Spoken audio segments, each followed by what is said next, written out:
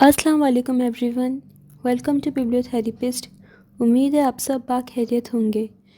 आपके लिए पेश खिदमत है यारा नाल बहारा बा कलम बुशरा जाहिद कुरैशी, एपिसोड 11।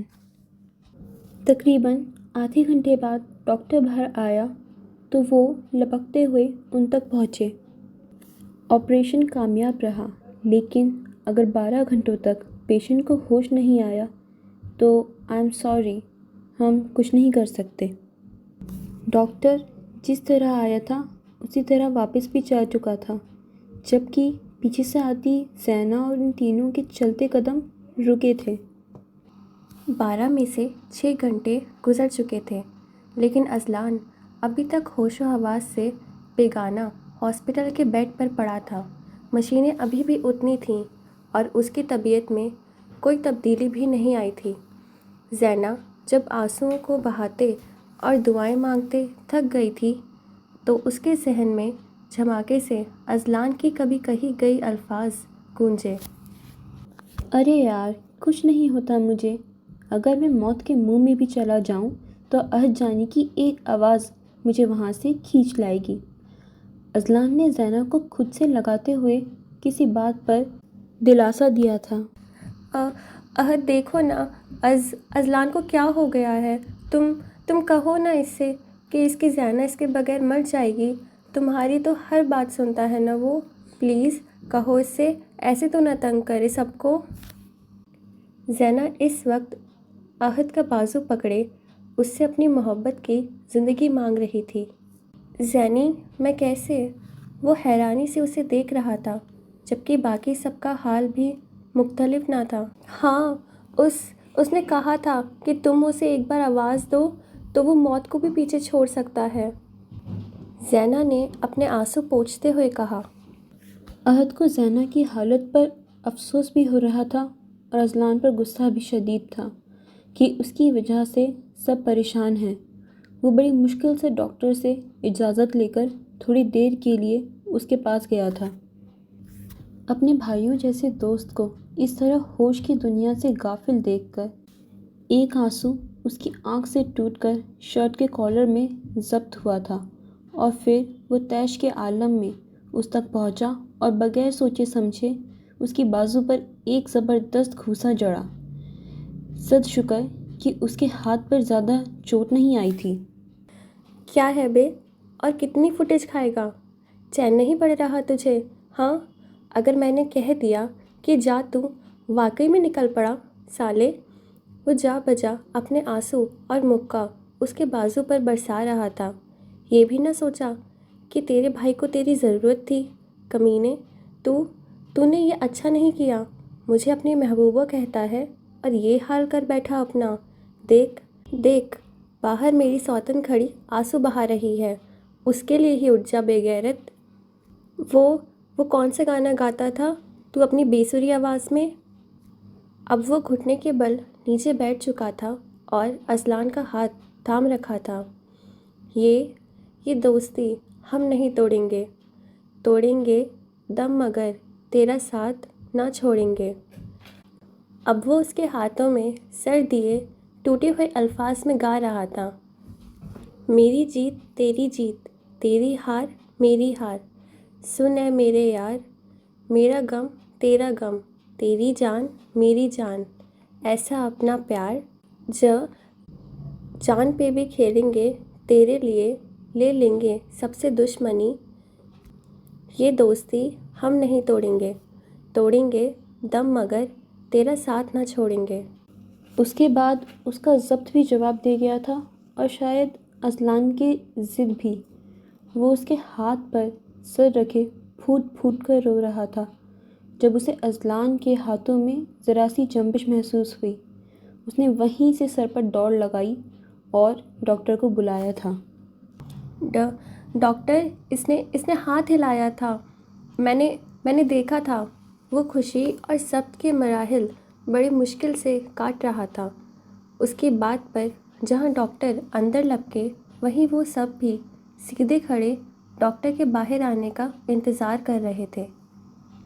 वो 15 मिनट का इंतज़ार उन सबको 15 साल जितना लंबा लगा था। اور پھر بالآخر ڈاکٹر چہرے پر مسکراہٹ لیے ان تک آئے۔ الحمدللہ he is out of danger now, you can meet him in a few minutes. Doctor مسکرا کر احد کے کندھے پر ہاتھ رکھ کر چلے گئے اور وہ سب خوشی اور تشکر سے ایک دوسرے کو دیکھ رہے تھے، جبکہ زینہ تو وہیں اپنے رب کے حضور سجدہ ریز ہوئی تھی۔ اس وقت وہ 6 نفوس ہسپتال کے روم میں کھڑے تھے، جبکہ اذلان ابھی بھی بیڈ پر لیٹا ہوا تھا۔ اس کی نظر اپنے سرہانے کھڑی زینہ پر پڑی، جو بنا پلک جھپکائے آنکھوں میں ڈھیروں آنسو سمیٹے اسے ہی دیکھ رہی تھی۔ اذلان نے بغور اس کا جائزہ لیا اور پھر مسکراتے ہوئے اس کا ہاتھ تھاما تھا۔ کیا ہے یار، بس کرو، دیکھو ٹھیک ہوں میں، اذلان نے اس کی حالت دیکھتے ہوئے کہا، جو 2 دن میں صدیوں کی بیمار لگ رہی تھی۔ اگر تمہیں کچھ ہو جاتا تو؟ اس نے آنسو پوچھتے ہوئے کہا۔ تو کیا، تم رخصتی سے پہلے بیوہ اور ہماری بریانی پکی تھی؟ جواب اذلان کے بجائے ہمیشہ سے بھوکے تقی کی طرف سے آیا تھا، جس پر زینہ نے پھل کے ٹوکرے میں سے ایک سیب کھینچ کر اسے مارا، لیکن وہ پہلے ہی کیچ کر چکا تھا۔ شکریہ بھابز، اس نے سیب والا ہاتھ ہوا میں اٹھا کر کہا اور وہ اس کے بھابز کہنے پر مسکرا دی۔ وہ لوگ ابھی باتیں ہی کر رہے تھے کہ اذلان کو اس کی کمی شدید محسوس ہوئی۔ معیز اس کمینے سے بول، آ جائے اندر۔ جب وہ خون دیتے ہوئے نہیں ہچکچایا تو اب کیوں نظریں چرا رہا ہے؟ اذلان کی بات پر جہاں وہ سب چونکے تھے، وہیں باہر کھڑے احد کو بھی حیرت کا شدید جھٹکا لگا۔ ابے، تجھے کیسے پتا کہ ہادی نے خون دیا تجھے؟ تقی نے حیرت سے پوچھا۔ ابے، اب تو رگیں بھی چینک چینک کر بتا رہی ہیں کہ کس ذلیل شخص کا خون دوڑ رہا ہے ان میں۔ ان سب کے قہقہوں سے ہسپتال کا پورا روم گونج اٹھا تھا۔ اسی دوران احد بھی روم میں داخل ہوا اور اذلان کو صحیح سلامت دیکھ کر وہ پل بھر میں اس تک پہنچا اور اس کے پٹیوں میں جکڑے وجود سے لپٹ گیا۔ جانی بس کر، میری بیوی بھی ہے یہاں، کیا سوچیں گے سب لوگ؟ اذلان نے پرشوق انداز میں مصالحت کی، جس پر ایک بار پھر ان 8 کی زندگی سے بھرپور قہقہے پورے کوریڈور میں گونجے تھے اور باہر سے گزرتے ہر شخص نے ان کے پاگل ہونے کی تصدیق کی تھی۔ اذلان کو ہسپتال سے ڈسچارج ہوئے 1 ہفتہ گزر گیا تھا۔ وہ ابھی بھی بیڈ ریسٹ پر تھا، البتہ اس کی حالت میں پہلے سے کافی زیادہ بہتری آئی تھی۔ آج عید میلاد النبی صلی اللہ علیہ وسلم کا تہوار تھا اور وہ سب آج اذلان کے گھر دعویٰ بولنے آئے تھے۔ یار معیز، آج کا کیا سین ہے پھر؟ احد نے خود کو آئینے میں ایک آخری نظر دیکھتے ہوئے اسپیکر پر لگے فون پر موجود معیز سے پوچھا۔ یار کیا مطلب، کیا سین ہے؟ وہی ہوگا جو ہر سال کرتے ہیں، معیز نے کندھے اچکاتے ہوئے کہا۔ ٹھیک ہے، پھر اپنی بائک لے آنا، گاڑی میں صحیح طرح مال پر فوکس نہیں ہوتا، احد نے اسے سمجھاتے ہوئے کہا۔ اوکے باس، لڑکیوں کو اذلان کے گھر چھوڑ کر ہم تینوں نکلتے ہیں مشن پر، معیز نے جاگرز کے تسمے باندھتے ہوئے کہا اور کال کٹ کر دی گئی۔ اس وقت اذلان اپنے گھر کے لاؤنج میں بیٹھا ان سب کا انتظار کر رہا تھا۔ جب اسے دروازے سے لڑکیاں آتی دکھائی دیں، لیکن اس کی نظر تو زینہ پر ہی اٹک گئی تھی۔ وہ اچانک ہی صوفے سے اٹھا جب وہ تقریباً بھاگتے ہوئے اس تک آئی اور اس کے لڑکھڑاتے وجود کو تھام کر واپس صوفے پر بٹھایا تھا۔ او ہیرو، دھیان سے ذرا، منکوہا کو دیکھ کر ہوش کھو بیٹھے ہو کیا؟ وفا نے اسے گھورتے ہوئے کہا۔ ارے واہ، تم لوگ تو ربیع الاول کی لائٹس کی طرح چمک رہی ہو، اذلان نے شوخی سے کہا۔ کیا مطلب ہے اس بات سے تمہارا؟ مومن نے ایک آبرو اچکاتے ہوئے پوچھا۔ نہیں، کچھ نہیں بھابی، میرا مطلب تھا کہ اچھی لگ رہی ہیں آپ سب۔ اذلان نے فوراً بات سنبھالے، مبادا وہ چاروں اسے واپس ہسپتال نہ پہنچا دیں۔ اور یہ تینوں مہنوز کہاں ہیں؟ اس نے ادھر ادھر نظریں دوڑاتے ہوئے پوچھا۔ پتہ نہیں، بھائی کسی مشن کا کہہ رہے تھے موئز سے فون پر۔ بینش نے کچھ یاد کرتے ہوئے کہا تھا۔ کیا یہ لوگ میرے بغیر ہی وہاں چلے گئے؟ یا اللہ، میں کیا کروں اب؟ اذلان نے اتنی زور سے دہائی دی کہ وہ چاروں بس دیکھتی ہی رہ گئیں۔ ابے ہادی، ناگن چورنگی چل، وقت بہت مال ہوتا ہے اس وقت۔ تقی جو بائک پر احد اور موئز کے بیچ میں دبا ہوا تھا، اس نے بڑے جوش سے کہا تھا۔ ابے تو جب سے ادھر ادھر دوڑا رہا ہے ہمیں، دوپہر سے بس شربت ہی شربت پی رہے ہیں ہم۔ موئز نے اس کے کندھے پر ایک مکہ جڑا تھا۔ ابھی میں کہہ رہا ہوں نا، ناگن چورنگی پر بڑا والا لنگر لگتا ہے۔ آج تو بریانی پکی ہے ہماری۔ بریانی کا نام لیتے ہوئے تقی کے منہ میں پانی بھر آیا۔ وہ لوگ ابھی ناگن چورنگی کے روڈ پر ہی تھے کہ احد کو ایک بڑا سا ٹرک آتا ہوا دکھا جس میں کئی دیگیں رکھی ہوئی تھیں۔ ابھی وہ دیکھ، بریانی آ رہی ہے، احد نے پیچھے مڑ کر کہا، لیکن وہ دونوں تو پہلے ہی ٹرک کے جانب لپک چکے تھے۔ ٹرک سے دو لڑکے بریانی کی چھوٹی چھوٹی شاپرز ایسے لوگوں کی طرف اچھال رہے تھے کہ وہاں جیتو پاکستان کا سیٹ لگا ہو، اور لوگ بھی جھپکتے ہوئے اپنے فہد مصطفیٰ کا خوب ساتھ دے رہے تھے۔ بالآخر تقی کے ہاتھ ایک شاپر لگ ہی گیا، لیکن یہ کیا، ابھی وہ پوری طرح سے خوش بھی نہیں ہوا تھا کہ کسی نے اس کے ہاتھ سے بھی بریانی جھپٹ لی، اور وہ بیچارہ ارے ارے ہی کرتا رہ گیا۔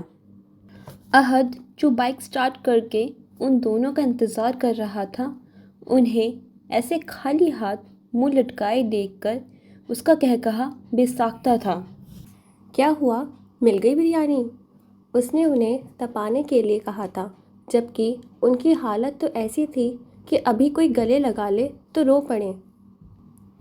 وہ گھر کے لیے نکل ہی رہے تھے جب موئز کی کمر پر کچھ بڑے زور سے لگا تھا۔ او بھائی رکو، ذرا رکو۔ پولیس انسپکٹر نے اب سامنے سے آ کر ایک ڈنڈا احد کو مارا تھا۔ اوہ، کیا ہو گیا بھائی؟ ہمیں کیوں مندر کے گھنٹے کی طرح بجا رہے ہو؟ اس نے اپنا بازو سہلاتے ہوئے کہا تھا۔ اوئے، تم لوگوں کو معلوم نہیں ہے، ڈبل سواری پر پابندی ہے آج، اس نے ان دونوں کو گھورتے ہوئے کہا، جبکہ تقی کے اوپر اس کی نظر نہیں پڑی تھی۔ بھائی صاحب، ہم تین ہیں، تقی کی آواز دونوں کے درمیان میں کہیں سے آئی تھی۔ چلو لڑکو، چالان بھرو اب، پورے 5000 روپے۔ انسپکٹر کا منہ کھلتے ہی 5000 روپے نکل گئے۔ ابے یہ تو اپنی توند سے بھی زیادہ رقم مانگ رہا ہے، موئز نے اس کی بڑی سی توند کو دیکھتے ہوئے احد سے کہا تھا۔ بھائی کیا بول رہے ہو؟ ادھر لنگر کھانے کے پیسے نہیں ہیں اور آپ نے 5000 روپے مانگ لیے، تقی نے بے بسی سے کہا۔ چلو بھائیو، اپنی اپنی جیبیں خالی کرو، احد نے کہتے ہوئے اپنی جیب سے پورے 1100 روپے وہ مشکل نکالے، جبکہ اس کی بات پر عمل کرتے ہوئے موئز اور تقی نے بھی اپنی شرٹ اور پینٹ کی ساری جیبیں خالی کیں۔ پھر کہیں جا کر ان کے پاس سے کل 2210 روپے نکلے اور انسپکٹر اس کو غنیمت جان کر نکل گیا، جبکہ وہ تینوں خالی دامن رہ گئے۔ ہائے، نہ لنگر ملا، نہ بریانی صنم، نہ ادھر کے رہے نہ ادھر کے ہم۔ موئز نے ایک بار پھر شاعر کو بری طرح سے زخمی کیا تھا، اور اس بار کسی نے اس کی اصلاح نہیں کی، کیونکہ شاید اس شاعر سے زیادہ زخمی وہ خود تھے اس وقت۔ وہ پانچوں اس وقت اذلان کے گھر کے بڑے سے لانچ میں صوفے پر آڑے ترچھے بیٹھے پیزا اور کولڈ ڈرنکس سے بھرپور انصاف کر رہے تھے کہ انہیں دروازے کے پار سے وہ تینوں آتے دکھائی دیے۔ جیسے ہی تقی نے اندر قدم رکھا، ان پانچوں نے اپنے ہاتھوں میں پکڑا پیزا کا آخری بائٹ اپنے اپنے منہ میں ٹھوسنے کے انداز میں ڈالا، اور ان کی یہ حرکت بھوکڑ تقی کے زیر کی ندیدی کی نگاہوں سے بچ نہ سکی، وہ تقریباً گرتا پڑتا ان لوگوں تک پہنچا، لیکن جب تک وہ پیزا پر فاتحہ بھی پڑھ چکے تھے اور بیچارہ تقی ایک بار پھر خالی ہاتھ بلکہ خالی پیٹ رہ گیا۔ ارے ظالم لوگوں، تم سب نے اکیلے اکیلے پیزا ٹھوس لیا، تقی نے اپنے دل پر صدمے سے ہاتھ رکھتے ہوئے زمین پر گرنے کے انداز میں بیٹھتے ہوئے کہا۔ نہ میری جان، کولڈ ڈرنکس بھی اور برگرز بھی، جو ہم تیرے آنے سے پہلے ہی ہضم کر چکے ہیں۔ اذلان نے پیزے سے بھرے منہ سے کہا۔ اور میں اکیلا کہاں تھا؟ یہ ساری لڑکیاں بھی میرے ساتھ تھیں، الحمدللہ۔